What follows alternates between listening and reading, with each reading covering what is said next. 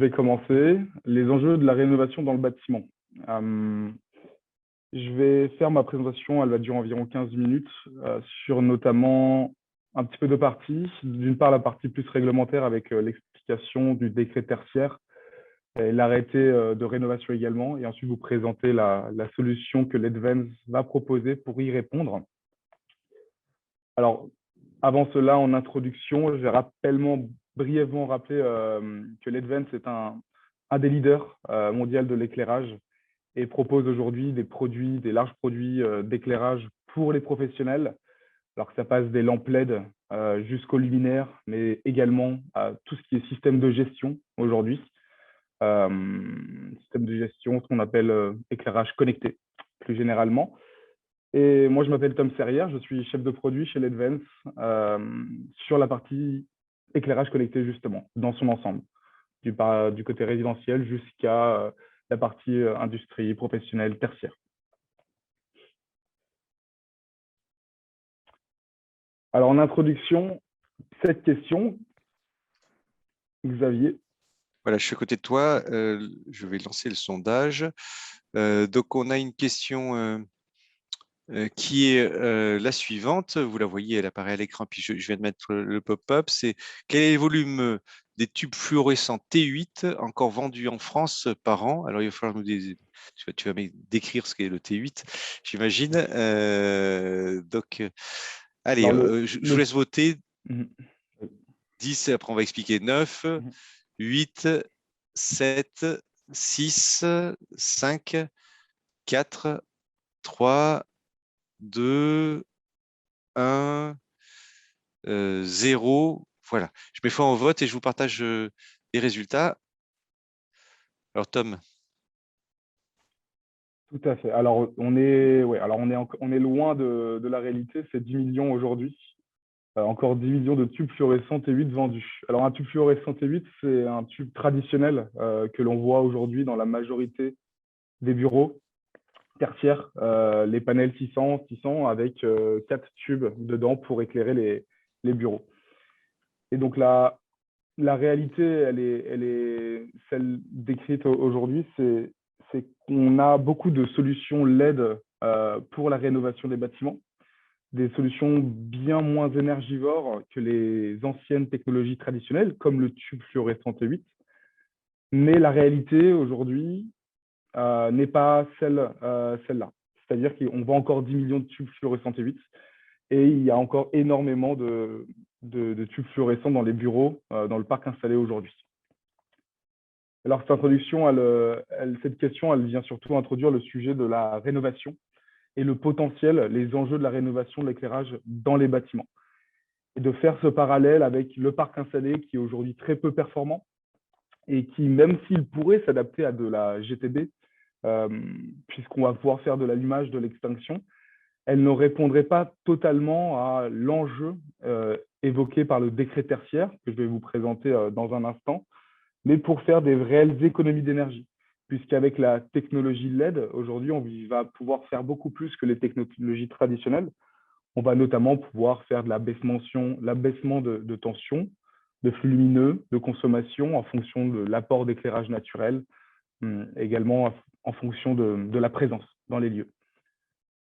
Alors ici, dans cette slide, il y a deux infographies qui sont assez intéressantes, mais il y a seulement aujourd'hui 8% des espaces de travail qui sont équipés d'un éclairage qui s'adapte en fonction de la lumière du jour. Et ça, c'est une vraie source d'économie d'énergie. Idem pour la présence des 10% des espaces de travail qui sont équipés de détection de présence.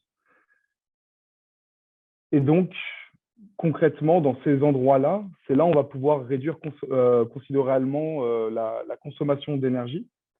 Et également, on parlait d'occupation des espaces, permettent peut-être de voir s'il y a des endroits où il n'y a personne qui va passer, ou personne qui va être, des bureaux qui vont être inoccupés, de pouvoir réduire la consommation électrique, ou même réduire l'espace pour faire des économies en termes financiers, mais également des économies en termes de consommation pour l'écologie.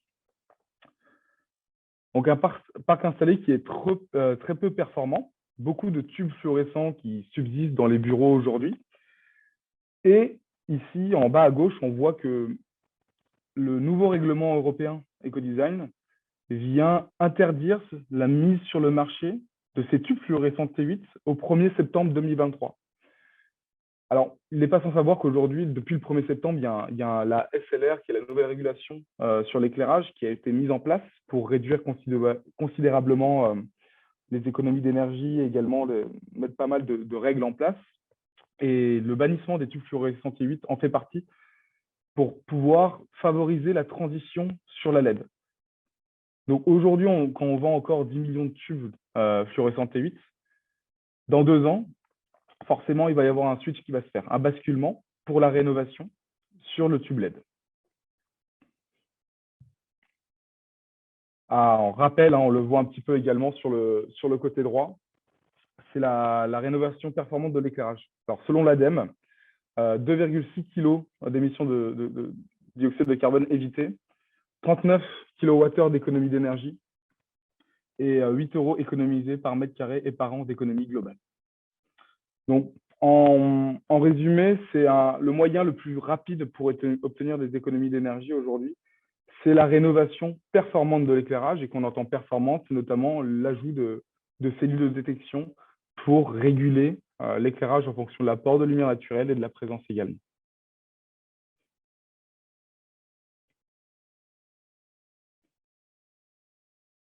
En plus de ce constat, on peut mettre en avant également le plan de relance de l'économie gouvernementale. Donc sur 2 ans, donc on est actuellement en plein dedans, il y a un plan pour favoriser l'écologie suite à la crise du Covid. Un plan doté de 100 milliards d'euros sur 2 ans, 30 milliards sur la transition écologique et 7 milliards d'euros pour la rénovation énergétique des bâtiments. Donc un plan qui vient viser également à booster la rénovation des bâtiments. Donc un parc installé peu performant, un plan de relance du gouvernement pour inciter et aider la rénovation. Et derrière, le décret tertiaire paru le 23 juillet 2019, qui vient, c'est une obligation de rénovation pour les bâtiments supérieurs à 1000 m². Et c'est une obligation. C'est-à-dire qu'il y a également une déclaration annuelle des consommations à mettre en place, également un plan d'action de rénovation à mettre en place pour les bâtiments supérieurs à 1000 m². L'objectif étant de réaliser 40% d'économie d'énergie en 2030, 50% en 2040 et 60% en 2050.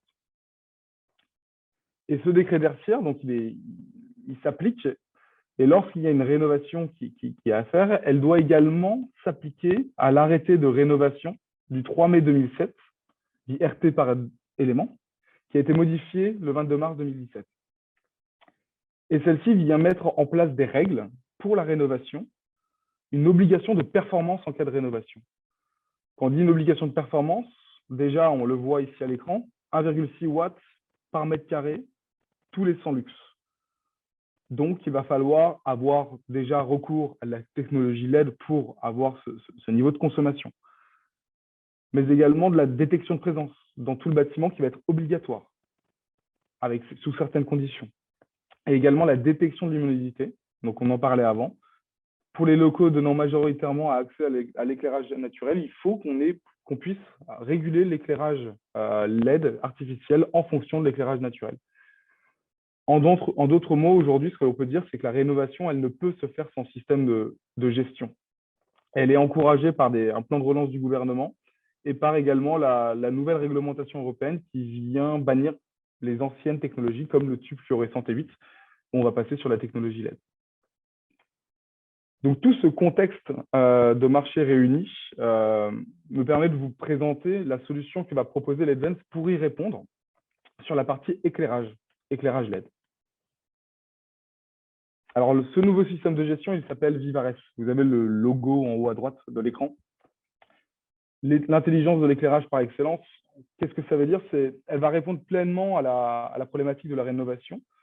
Tout d'abord parce qu'on va proposer un système qui est sans fil, un système radiofréquence qui utilise un protocole qui s'appelle le protocole Zigbee 3.0. Il est adapté à la rénovation, c'est un gain de temps et un confort à l'installation puisqu'il n'y a pas de fil, il n'y a pas besoin de recablage sur des technologies qui seraient traditionnellement installées au préalable. Il va pouvoir offrir un éclairage juste et adapté en fonction de la consommation, pour réduire également les consommations énergétiques dans le bâtiment. Et au-dessus de ces 3 critères-là, on va retrouver la possibilité de suivre en temps et en heure les consommations sur ce qu'on appelle un cloud. Donc là, on va vraiment rentrer dans l'intelligence et dans l'Internet des objets. On va pouvoir, sur un tableau de bord, avoir toutes nos consommations énergétiques, le rapport d'échec, etc. Ce système convient parfaitement pour un étage d'un bâtiment, pour les petites et moyennes installations dans les projets tertiaires. Donc, typiquement, un bureau open space, c'est très bien l'affaire. Et donc, voici de quoi se compose le système aujourd'hui. Donc, Vivares Zigbee, la technologie sans fil. Vous avez à gauche de l'écran le schéma, le contrôleur qui est central et qui vient intégrer l'intelligence du système, qui va être connecté de manière sans fil avec une gamme de luminaires LED pour le tertiaire. Donc, on va retrouver des panels, des downlights. Et sur le côté gauche, des détecteurs présence luminosité et des coupleurs de boutons poussoirs pour qu'on puisse également, dans des salles de réunion par exemple, pouvoir passer sur différentes scènes et également gérer de façon manuelle l'éclairage. Cette offre Zigbee, elle va vraiment offrir flexibilité et fiabilité. Flexibilité puisqu'on va pouvoir installer un petit peu les luminaires comme on le souhaite de façon très simple et très rapide. Et je vais vous montrer un exemple en fin de présentation sur l'éclairage qu'on a installé ici dans notre siège à Molsheim, dans notre bâtiment. On a installé plus de 200 nœuds en même pas 3 jours. Mais elle va également offrir la possibilité à l'utilisateur de bénéficier de ce système hors ligne. Donc, pas besoin de connexion Internet. Une fois que c'est mis en service, le système est autonome. Vraiment rendre un système intelligent, c'est un système qui peut être...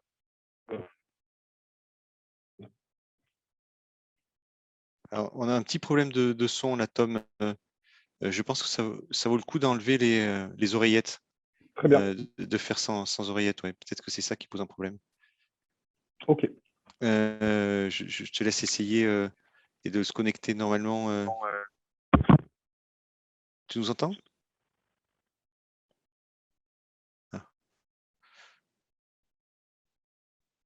Là, il faut à côté du. Alors, c'est moi qui fais faire une bêtise.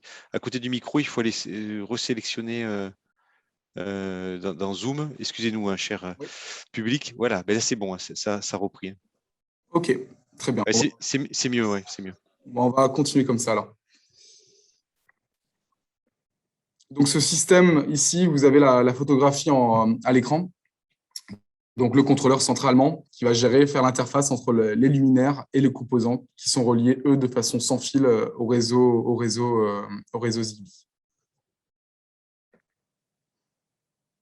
Et pour la mise en fonctionnement, la mise en service, c'est un système qui se veut également simple. Et on parlait du numérique, mais aujourd'hui, c'est vraiment important que l'installateur puisse de façon autonome faire une configuration d'éclairage intelligent de façon complètement autonome. Et donc, il y a une application et un site Internet pour faire une préconfiguration avant même l'installation sur site, où on va créer tous les paramètres d'installation, tous les scénarios de détection, le calibrage, etc., pour qu'une fois sur site, on n'a plus qu'à installer les composants sans fil et directement passer à la mise en service.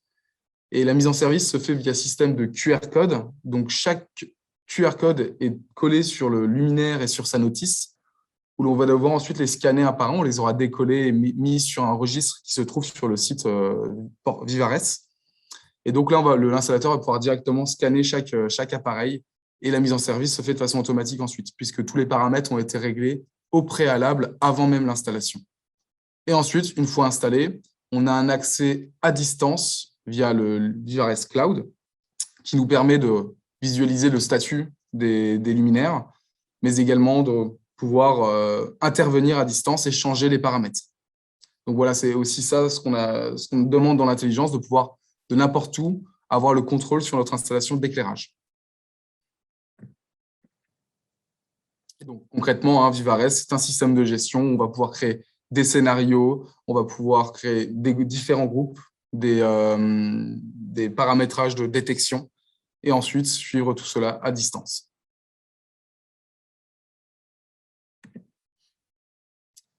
On a son frère jumeau que je ne vais pas présenter aujourd'hui, mais qui existe. Hein. C'est à droite de l'écran. On a la même version Vivares, mais en version DALL-E cette fois-ci. Donc filaire, qui va pouvoir lui convenir beaucoup sur le bâtiment neuf, puisqu'on va devoir tirer les câbles cette fois-ci. Et au-dessus de ces deux systèmes, nous avons le Vivares Cloud Service, qui lui est l'accès à l'Internet des objets pour l'Advance. Donc, de quoi il s'agit? C'est une option proposée au client. Il peut souscrire à un abonnement et avoir accès à la consommation énergétique de tout son éclairage.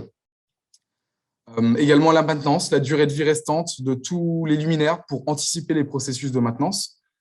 Également un système d'alerte en cas de défaillance ou de surchauffe. Il peut directement être averti par mail pour pouvoir intervenir sur le terrain, sur site. Donc, c'est un service cloud qui se retrouve sur notre site internet et dont le client peut bénéficier de façon optionnelle.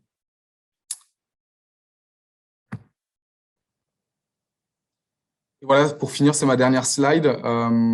Voici l'installation de Vivares Zigbee dans les bureaux à Molsheim.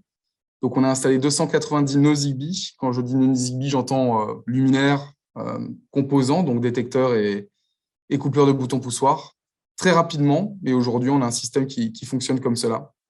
C'est aussi intéressant pour nous, lorsque les clients viennent, de pouvoir leur montrer la réalité de ce système et la simplicité également de mise en œuvre. Donc, je vous remercie de votre écoute. Et donc, vous retrouvez également mes informations. Et puis, on peut passer maintenant aux questions, je pense. Voilà. Est-ce qu'après la présentation, il y a des éléments que vous avez prévu d'envoyer aussi au public? Merci Tom pour cet échange. On a des vidéos qui sont disponibles sur YouTube qui présentent très bien les systèmes, donc la version Zigbee et la version DALL-E. La brochure de l'ADEME également, qui est importante parce qu'elle résume très bien le décret tertiaire, l'arrêté de rénovation.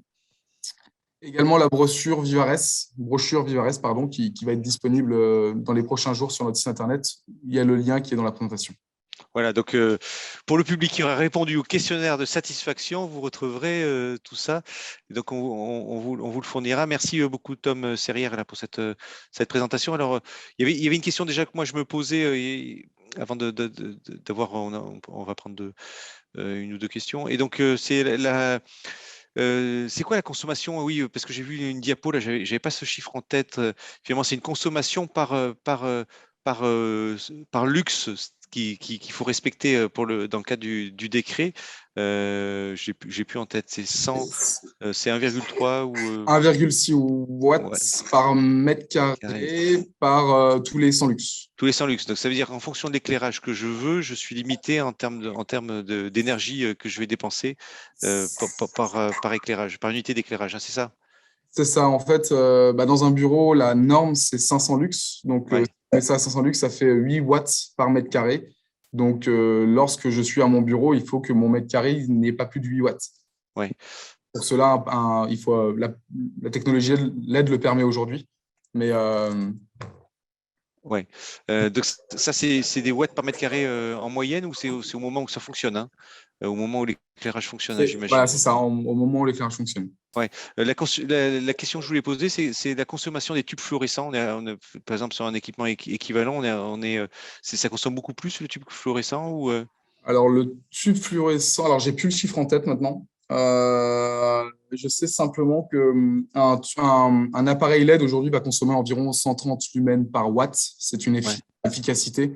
On peut retrouver des efficacités encore plus fortes, alors que les technologies traditionnelles à l'époque étaient vraiment du registre étaient 10 fois plus énergivores.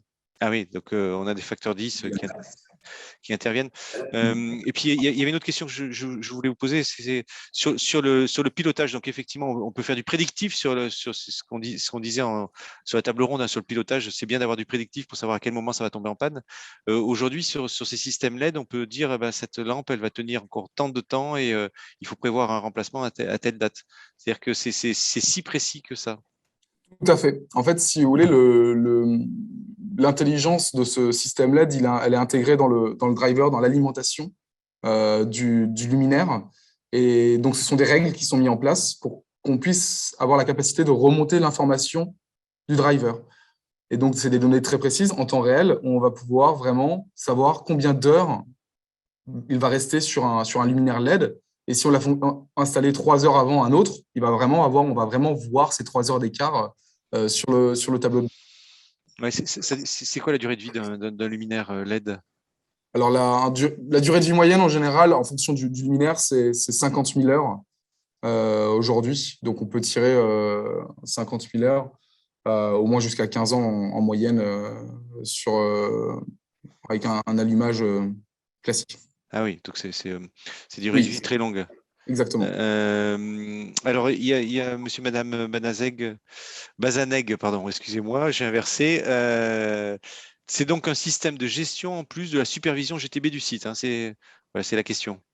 Alors, c'est un système de gestion nommé d'indépendant, en effet. Donc, il ne va pas pouvoir s'intégrer encore dans un système de GTB. Et par contre, à l'avenir, bien sûr, pas créer. Justement, l'idée, c'est de pouvoir créer ensuite des API qui nous permettraient de communiquer avec des systèmes de GTB existants. Oui, donc il y a une première étape, c'est de déployer le système et après, on va pouvoir intégrer ça à la GTB. C'est les intégrateurs électriciens qui travailleront à cela. En tout cas, c'était un grand plaisir. Merci, Tom, de t'avoir avec nous pour présenter cette solution. Moi, j'avais pas je sais pas pour le public, mais en tout cas, moi, j'avais pas en vision que effectivement les enjeux étaient si forts sur les luminaires et sur l'arrêté. Il fallait le remettre en perspective. C'était bien de l'avoir fait, l'arrêté rénovation par rapport au décret tertiaire.